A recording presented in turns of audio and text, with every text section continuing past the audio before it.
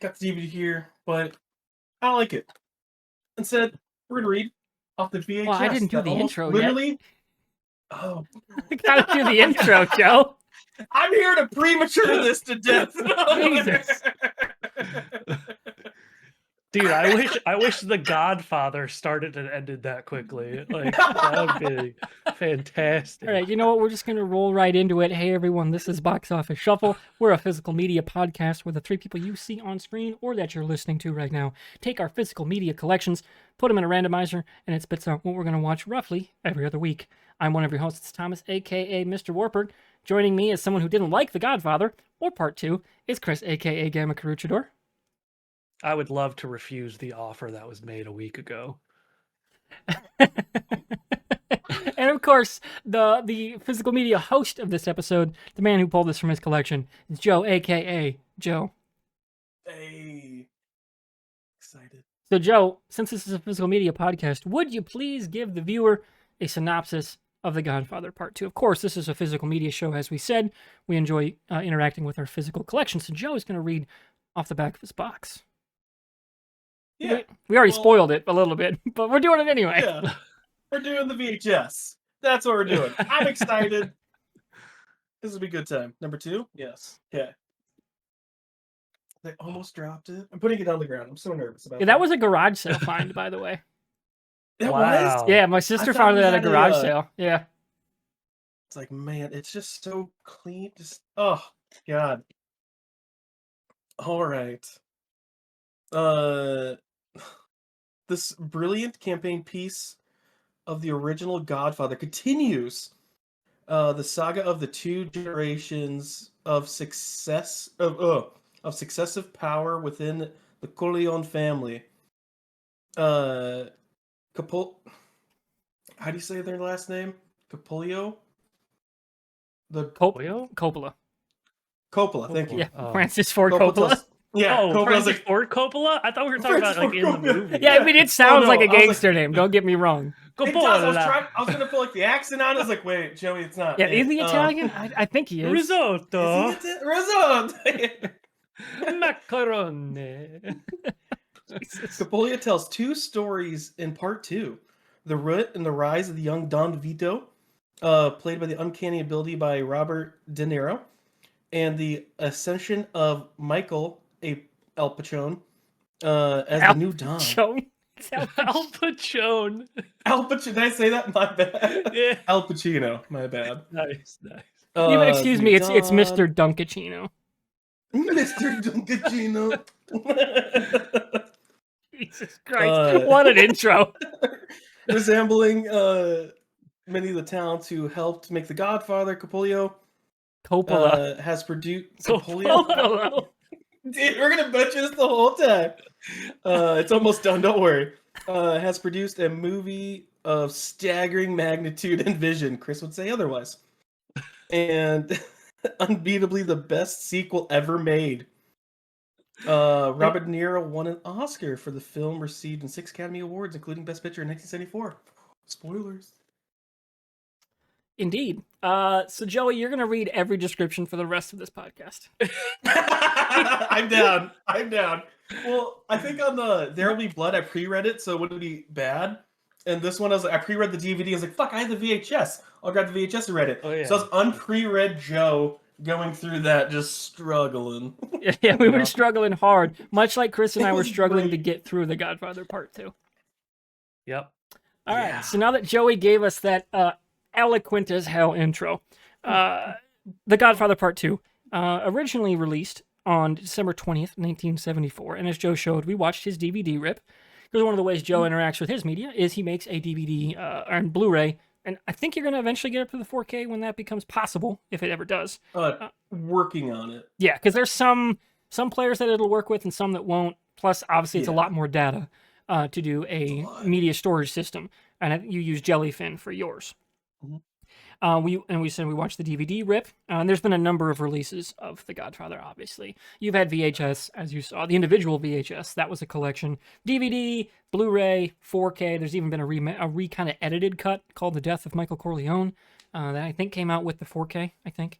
It's a recut of Godfather Part 3. which is widely hailed as a far better version of the film. The original box office run for Godfather Part 2 was $93 million, which equating to today's dollars is about $611. So still a very big success, but a massively smaller one compared to the first one, which was a very pop culture phenomenon, as we noted in our first episode that we did on The Godfather. I think that was our first episode, wasn't it? I think that's episode 1. Yeah. Yeah, it was episode 1 of this show. That made $250 million in 1972, which equating to $25 is $1.9 billion, which would be one of the greatest openings of a movie of all time. All right, that'd be up there with Avatar and Avengers Endgame, like levels of money. The sequel did not hit as well, and of course, this is an era where sequels, by and large, were like not as generally regarded as good, and also did not do as well, even close in the box office. In fact, this was one of the first, I think, maybe major U.S. releases that even had Part 2 in the title at all. Generally, movies were just one-offs, or you had the Bond franchise where it was kind of bouncing around. And again, that had a book quality where people knew it was not, all one universe. It was just a James Bond story, right? So that was kind of a different cat in that world, where this, as a continuing story, was kind of breaking new ground, cinematography, as well as editing-wise, producing the two different stories, the rise of one, the fall of another, was a bit of a unique feature in the landscape of mainstream media, and was at the time not as received as well as it would be later in terms of the editing quality. In fact, there were such bad tests that Coppola was working on editing the film with his team right up until release, and eventually they ended up scrapping those edits. I don't know if they ever actually went back to fully re-edit too. I couldn't find that in the notes because I'm not a super Godfather fan, so I don't know if it's been redone. A lot of directors will do that with their films. Around the similar era, Superman 2 was, also heavily re-edited multiple times. Blade Runner, heavily re-edited multiple times. Not uncommon in the industry, so it wouldn't shock me if he was. Francis Ford Coppola was the director. The screenplay was originally by Mario Puzo, who was the author of The Godfather, the book, as well as Francis Ford Coppola doing a major rewrite of the story. Puzo's initial draft was called The Death of Michael Corleone, which they would use that for the edit of Godfather 3 later on, and I think that came out in 2020. But a lot was changed by Coppola to include the dual structure. That wasn't in the original at all. And he had to rewrite it last minute to get Al Pacino to come back at all. Pacino and his lawyers were like, we're not doing this, because they were just outright making him the villain, and he didn't want to play that character. Now, he's still not a good guy, but he is the protagonist, but not a good guy. And he wanted to play an actual fully rounded protagonist character, like the actual main focus, not just be cartoon villain, Mafia Don, which is what I guess the original script more had him as. So that happened. Coppola rewrote it in a day and got it to Pacino and his people. And off they were to the races. Coppola was given a lot more control over this because of the success of the first, and it was one of 2 movies he actually directed that year that were directed for Best Picture. He was able to do 2 Best Picture movies in a single year, largely because he got a lot more creative control from Paramount to make his movie his way. And he said it was far easier to shoot than the first one. So the cast: Al Pacino coming back, Robert Duvall, Diane Keaton, James Caan returned for a single scene at the end in that flashback scene to the family home. And he got paid his entire salary from The Godfather for a 1-day shoot. Holy shit! Hey man, that's some good negotiating right there. Way to go. Then of course we have Lee Strasberg playing Hyman Roth, Talia Shire returning as Connie, and then of course in an Academy Award-winning turn, Robert De Niro as Vito Corleone. So Chris, I'm going to turn this over to you since me and Joey have done some talking. For you and me, this was the first go of The Godfather Part 2. I don't even think I'd seen many clips from this at all, other than a couple of the My Offer Is Nothing bits, which are kind of pop culture-y. Hadn't seen it at all. So what was your main takeaway from this movie as we wrapped recording or watching last night? If you've seen our Blue Sky post, it was, I feel bad for people in the 70s if this is cinema. Movies, there's literally a reason that Star Wars did so well. And I theorize that it's because of movies like The Godfather being the best movies of the time. Because I would have liked to have been one of Michael Corleone's victims at the end. And essentially, I felt like I was, because I'd said, now the nice thing was I got bored and I did about 30 minutes of Pokemon hunting. It was great. I loved those 30 minutes.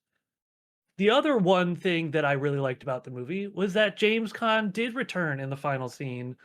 So both The Godfather and The Godfather 2 have a one step to Kingpin thanks to the movie Get Smart, which has Bill Murray as a tree and James Caan as the president. It made it so simple for me. Thank you. I'm sure there were other connections. I'm sure Pacino's been in something with Murray. There was one other connection that I could find. I think it was Robert De Niro and Oh yeah, of those two, one of them's done something with Murray. yeah, I think it was De Niro and Woody Harrelson in some movie. But I could just use the same person because Makes life easy. screw it. Like, I don't want to deal with The Godfather anymore. You're done. You're done. There's a third, bud. There's a third, yeah, and There we'll were get games into too, weren't there? what will make us Yeah. watch the third. But yeah, I mean, it's just not a movie for me. I don't give a crap about the mafia. I don't like watching a movie where the bad people are the ones making it out on top, or heck, even the ones that are falling out of power. It's like, I don't want to watch this. This is why you say that Al Pacino wanted to be the protagonist of this movie. Well, he there's just so much about that character that's just like, why would I want to watch somebody who's like this? He kills his own family and then essentially tries to justify it. The whole thing with his wife. Crazy. How are you that daft of a human being? Yeah, like, that scene, 40 some years later does not hold up. No, it doesn't. No, it doesn't. Yeah, it's just like there. I will say, Robert De Niro. I loved Robert De Niro's performance. I actually did enjoy the beginning of his story, but once it start progressing into the whole mobster thing, I'm just like, I don't really want to glorify being that terrible of a person that doesn't care for life. That's why I love the new Superman. The new Superman, like, he gets angry, and he's angry in that one scene where he's talking with Lois because he's trying to he feels like he has to justify his actions that he was taking in order to prevent people from dying. And in this movie, they have to justify why they've killed people and make everybody understand that and then fear that. I don't need that in this era of politics. Fair enough. Fair enough. I don't. Fair, It's completely fair. Like, obviously, it's a well-regarded movie, but like, I also didn't enjoy it. I think as an editing exercise, it's interesting in terms of charting the course of one man's rise and another man's fall, but it's not edited very well. The themes don't really carry. Like, why did we cut here? Like, that. Like, a lot of the time, like nowadays, you'd see this is mirroring what we're about to cut into, and there was no mirror like until the very back and end, forth kind of thing. Yeah. It was just like, here's this and here's this. Yeah, but by the time you get to the end with Vito, like, you've got over 3 hours to remember the guy's name that killed his brother and his dad. Right. Like, and you never see his face, right? You just see the name on screen in text and in subtitles, and that's it. Really, you expect your audience to remember that 3 hours fucking from an hour from now? That's nuts, right? Now, his story as a Rise would have been a great, just a 2-hour movie. That'd have been That's cool. what I was Yeah. thinking. Probably. I'd love to have Right? seen that. And then you come back with the fall of Michael Corleone as a separate entity. Shit, you could do them, just film them all at once, but then just do 2 movies in a year. That wouldn't have been that fucking crazy for the 70s. And, like, kept the cultural phenomenon going a little bit. But, yeah, for me, the editing really took away from the more powerful stuff, which was largely the Robert De Niro sections. Seeing that character and his rise, because obviously we had seen the death in the prior movie, right? In The Godfather, and like seeing his character, grow and evolve during the film was pretty cool. I liked that. That was interesting. Because his character is actually far more interesting than Michael Corleone. Just as a person, he's a far more interesting person. Because there's like some notes of altruism there that I never get with Michael Corleone. Right. Like, just a little, not a ton. There but is just no a redeeming little. quality to Al Pacino's character. Yeah. Like, other than where it does hey, feel like there is. He signed up to go fight Japan. Other than that, right. It's like, yeah. And by that time of the movie, you're already like, I hate you. I don't care about you. Your one decision here does not make up for all your terrible decisions in the future. Stop trying to make me like a guy that should be unlikable. Yeah. Stop trying to justify this. Because they're able to do it with Vito, because like he gets the old lady her apartment back and for cheaper and saves her dog. We're like, dude, that's a trifecta right there. You nailed it. Right. And you make the landlord feel like a piece of shit. Like, yes. Like, that's how you do Charlie it. Chaplin guy? Yeah. He's still a bad character. He's still like a bad guy, but he's a fascinating character because he's got moments like that. So that's where the strength of this movie is for me, to a large degree. And I actually really like some of the stuff with Robert Duvall and Tom Hagen, the lawyer. Like how he's working, behind the scenes. It's like his conversation with Castiglione, the guy who's like, hey, even at the fall of the Roman Empire, they would let the men, to save their families, save face, and essentially commit suicide without saying it. And like that was a great conversation and a great moment in this movie. But like everything with Hyman Roth, like nothing worked for me. I thought it was fairly interesting setting it in the backdrop of the Cuban Revolution. Same. I was like, oh, this is an interesting take. But in history. And maybe back then that had more cultural relevance. Could have. Like today, they'd have to do something like the Bay of Pigs versus just general backdrop Cuban Revolution. Largely because I think our American history and world history sucks ass, and people aren't going to like vibe with it and understand what is happening. I think they try to touch on it a little bit where like the Michael's like, yeah, we need to get the fuck out of Cuba because these people are going to blow themselves up to win. We should leave. And like they, just kind of brush it off, which obviously makes sense for the characters to do. But, now I don't know if the American audience would understand that part of like our own history with Cuba and like how the CIA was involved in all of that. Like, that might not work so well. Who knows? Because obviously, like, the Suicide Squad just did something very similar a few years ago.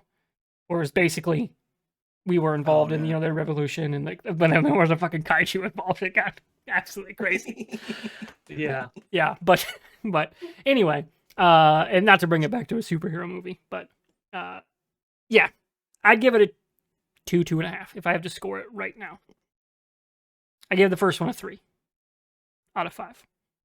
So Joey, as someone who loves the movie, before you give your score, why do you like The Godfather? And more specifically for this, the part 2. I only like it because the Rising of the Dawn, the side plot of the movie, really kind of makes this a good movie for me, or a better movie. That whole story plot of like kind of his uprising, like I could have watched like a whole series based off that, because I feel like there's some time missing where like he kills the original guy that's like controlling the streets, and then he becomes owning the streets, and like that. So it's just like kill him, take the leadership kind of thing. That didn't make sense to me. But yeah, that's kind of most everything with the oh god, with the main story with Michael, it's an interesting take on like a guy's rise to power and then like him just kind of like losing control of the family and just becoming this very corrupted like human. Like they were saying like that's like when they're gonna kill that one guy that's from Cuba who's coming back from Israel. Oh, that's Roth. Yeah, Hyman Roth. Yeah, Right. Hyman Roth. They said that was impossible, and they're basically nothing's really impossible. So it's kind of saying like money can almost solve any problem there, basically. Because they basically sent a hitman to do like a suicide run on that guy because he wasn't getting out of there. Yeah, but really, it's really the secondary story that makes this a good story for me because I like that the most in the series or in the part 2. Sorry, I agree. Like in your point of time, if Godfather had come out in the late '90s, I think in the early 2000s we would have had a Rise of Vito Corleone show. yeah, Like, I would that would have been to see an that. HBO show, no question. Yeah, Right. I was thinking like a mini series would have been great on that. Yeah, Like, I think. Yeah. awesome. And I think there's still 'Cause meat he's- on that bone for, Yeah, 100%. like it would not stun me in the next however many years someone does that and it plays really, really Yeah. well. Right? Because I think it would. Yeah. Because he's the better character of that franchise. Yeah. Yeah. So if you had to score the movie, what'd you give the first one, by the way? Is that a 5 for you? This is a 4 or 5 in the ballpark. I'd probably say ranked it a 5. This one 3, I'd say. It's a pretty decent drop off. Yeah, still Yep. And Chris, circling back to you. What star? Letterboxd actually won't let you leave a 0. I've tried. Okay, the lowest amount of Ooh. stars. Like a like a black hole. I will say this. A dwarf. Did you watch the new War of the Worlds? No. Why would That's I a 0. Like my review on Letterboxd is this service needs to let us give a 0 instead of just watching something because this movie does not deserve half a star. Right. This is a better movie than that. So by my own logic, it can't be any worse than that. Yeah. Right? Yeah. Because the War of the Worlds might be one of the worst movies I've ever watched of all time. And I've seen some goddamn stinkers with Joe. Yeah, Like, we've seen some walk out of movies like within 10 minutes bad. Yeah. Like, yeah. Yeah. So what if you had to give it you still say 0? Like, which totally valid. Half of a Lucky Charm star, but that's all you get. So that's all you get for a week. So you have to make that one half of a star from Lucky Charms last a week. That's what I give this. I have a bit idea for editing after the fact. We need a scene, or I need assets like a cutout of everybody's faces. We put that on the BOS backdrop. And then that's the ranking. It's like how many? Like we need a graphic. Like maybe we need to buy Lucky Charms and like put them on the green screen and cut them in half, and that's what goes on the screen for our rankings. Dang it, I have Fruity Pebbles. I bet we could find some good images for that and like make it work. Oh, 100% good. Yes. Oh, sure. All right. So some more facts before we get out of here and choose our next film for our physical media podcast. So. Take a guess. How many Academy Awards was this nominated for? Joey, you answered. You already said in the intro. So does Chris remember? So is it just nominated or won? I believe 1. We'll go with 1. I think it won Best Picture. Are we just talking about 2? Yes, just part 2. Okay. I'm gonna guess because I do think that like the costume design's very good, especially for the Pacino era. So I'm gonna guess that it won that. Is like set design one? Like You're close. Art direction. Art direction. Okay. So that's probably a win. I don't know if I don't know what else would have come out in the time, but I don't think it would win music. Maybe Best Supporting. That is what De Niro won. Okay. Did Pacino win Best Actor then? Nope. Wow. Okay. At this point in time, was there Best Actress and Supporting Actress as a category? I do believe it was split. Okay.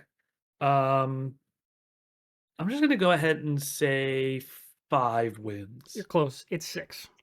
So we had Best Picture, Oh, Supporting, okay. Best Director, Best. Oh yeah. You had Score. You Really? had Art Direction, and then Adapted Screenplay, Oh, which is not uncommon okay. for Best Pictures to win that as well. Yeah.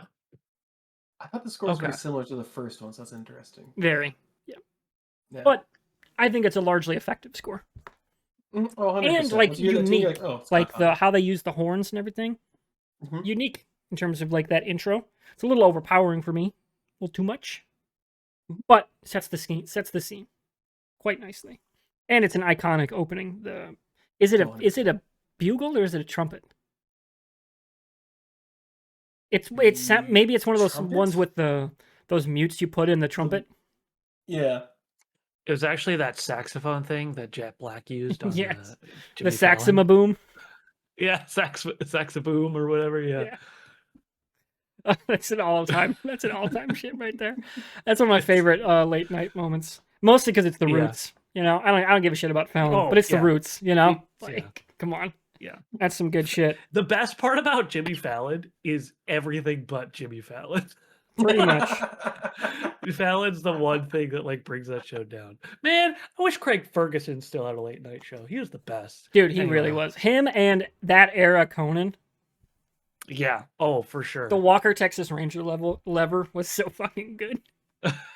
Walker gave me A's. I forgot about that. Damn it. Or the Craig Ferguson, the skeleton sidekick. Jeff Peterson. It still shows up in my recommendations. The one where he's like, "Oh, you have a place out there? Oh yeah, I got a pad out there. You should swing by." Like that, 9-minute bit is so fucking good. It makes me cry every time. Dude, that and hello, Herman. I'm Klaus. So good. Oh man. Oh god, he was just fucking wild, dude. That was some good shit. All right. That's so good. I believe that's everything off my sheet. So we're going to get to our next host. We have 3 episodes left this season. Going to the Wheelspin page. Wait. What? Oh, yeah, we got to do physical media additions. Yeah. Excuse me, we got to go back a page. Chris, what have you added to your physical collection? So, much like someone else here, maybe you could show yours at the same time. We got Arcane. Yeah. I got the Blu-ray. Warper got the 4K. Indeed. But I did go to one of my local half-price books. I picked up Sherlock Holmes. I just bought the sequel on 4K. It's coming on Wednesday. Oh, really? Yeah. Nice. One that I've been meaning to get for a long time, and the kids section actually had decent discs. So I got Megamind. Great movie. This is one of my comfort movies. Like I always throw this on when I'm sick. There's so many great quotes out of that movie. Like there is no Queen of England. The spider. Yeah. Or what's the difference between a villain and a supervillain? And then when he comes out to the Guns N' Roses presentation. Fuck yes. What a great animation moment right there. That's some good shit. All to Back in Black. Yeah. Oh, it's that one is that's Guns N' Roses Welcome to the Jungle actually. Is it? Oh yeah. I think the beginning is Back in Black. Like it's such a great soundtrack. It's great. Anyway. It's phenomenal. No matter what, it's fantastic. One that I don't know why this was in the kids section because I don't think of it as a kids film at all. But Rango. Oh yeah, I love this movie. That's one of those Johnny Depp. Critics thought it was a kids movie because it's animated. Right, and it is not. And yet it was in the kids movie section, which I am terrified by. But that is such a good movie. And then I finally got my own version of Logan Lucky. Absolutely love this film. Does the digital on any of those work? Sometimes they do. You get lucky. I need to. So here's the thing about the. No, it didn't have the thing in it. I did when I opened this one up to check the discs. There was an extra Spider-Man DVD in there. And I was like, I could just take a Spider-Man DVD, but I don't want to. I'll be a good boy. Oh, Also, good like, for I'm And sure I you turned it already in. do. You already have Spider-Man.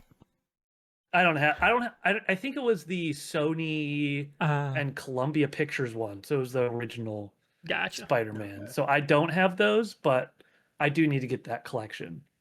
But there was an entire, I did notice this and I didn't tell them, but I probably should have.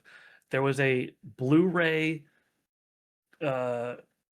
collection of Indiana Jones that had no discs in it. Oh, I hate when people do I that. looked at it, I was like, Like, well, I'm not buying this. like you're already buying a used movie. Like, why are you stealing it? Right. yeah. You know, like it's already going to be like $10 for 3 movies. Yeah. What are we doing? if it's- that even, yeah. Terrible. But anyway, I got some bangers, and I'm Megamind or Logan Lucky. Whenever my next choose them is probably Oh, going hell to be yeah. one of those.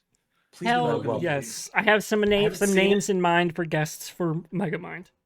Multiple Have names. either of you?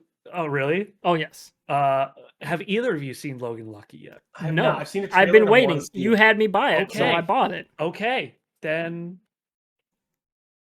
I'm just gonna put this right here for the next time that I get my picks, because we will watch that next. And speaking of picks, now we get to the Wheelspin page. We've got a dealer's choice from yours truly, a random from my collection, and a random from Chris's to close out the season. And if there's time, we might do another holiday episode. Yeah. We'll have to see. We'll have to see how things work out, time wise. So, let's spin the wheel.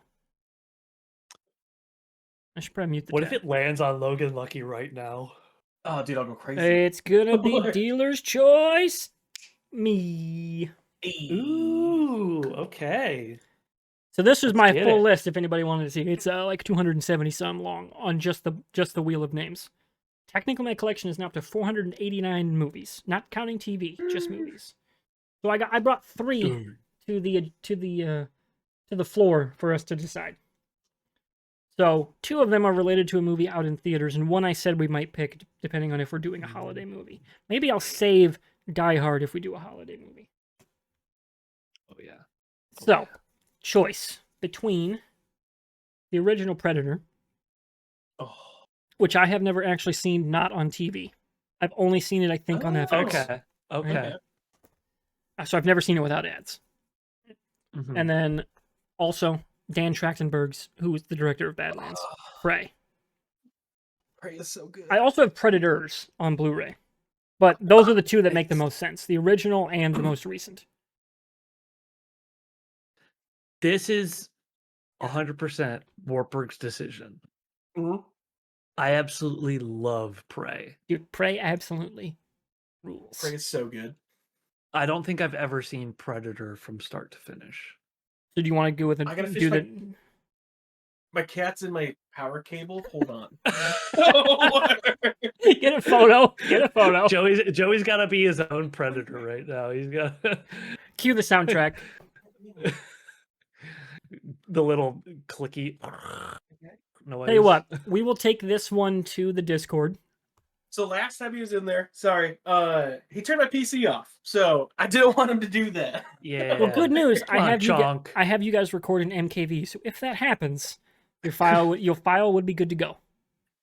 All right, good. I was like, Because fuck, it don't turn it encodes off. as it dumps, and like instead of MP4, which Oh. would kill the whole file if it crashes during recording. Dang, Yeah, okay, that makes sense. MKV is a little more cumbersome with editing depending on what you're doing, but MKV works far more consistently for remote recording because you don't have power issues. So Gotcha. I will take these 2 to our Discord, Prey and Predator, and we will let them decide. And in 2 weeks, you'll find out what we're doing. And if you catch us on Blue Sky, you'll find out by the time I post this week's episode. So we're going to get out of here. It's been roughly 30 minutes of recording. So we'll have either Predator and Prey to watch. And I'll have my thoughts on Predator Badlands because I'm probably going to go see it tomorrow. Since I got to go to Mason City for visit someone in a hospital. So hopefully that won't impact things too much on this end, but if it does, obviously it will. So, Chris, Joey, thank you for joining. Yeah, bro. Oh, we didn't decide. Right. What are we doing with Godfather Part 3? Oh, Oh. Yeah. Just So- watch it now. so- Hard on it. No, we're not going to Will hard this roll go into up it. before this? Will this video? It go up should. before the I think this should go up before the weekend. Okay. So I'm doing my Extra Life campaign this weekend, where I'm going to be raising money for the University of Iowa Children's Hospital, which Mhm. I never had to go to as a kid, but I almost did. It was between Mayo Clinic or University of Iowa Children's. Wait, Joe, you said you did? Yeah, I was a preemie. I was life flighted to Yes, Hey. Iowa's now I remember Children's the Hospital. story. Yeah. So you have I a was the connection biggest with preemie her. they ever had. Yeah. That is fitting for Joe. That is I quite know. fitting. It's like I'm big. And then for Extra Life, the three of us here are going to run a section of Peak from 4 to 7 p.m. Central. And I'm thinking if we can raise 250 during that slot, start to finish. If you get us there, we'll watch Godfather Part 3. Might not do an episode on it for the show, but we'll watch it with Discord, and we will suffer through it. Joey might love it, but me and Chris will suffer. I'll even do this. If people get us to 500 just in that one section, I'll do it as the only screen on my computer, so I can't look away or play any other games or do art while I watch the movie. Chris, I'm And selling you have to stock have a right now. camera Get on. ready. So you can't just I'll sleep. leave a camera on. I'll camera. We could do like we'll put out a whole special episode of my reactions to this movie as it goes on. Like I will just record myself and I'll just do a whole episode of me just questioning my life choices and why I'd be friends with Joey. It's fantastic. It'll make me sell McCormick. I'll do it. Jesus. All right, now we're officially going to be out of here. See y'all in roughly 2 weeks, and if we don't, hopefully see you for Extra Life.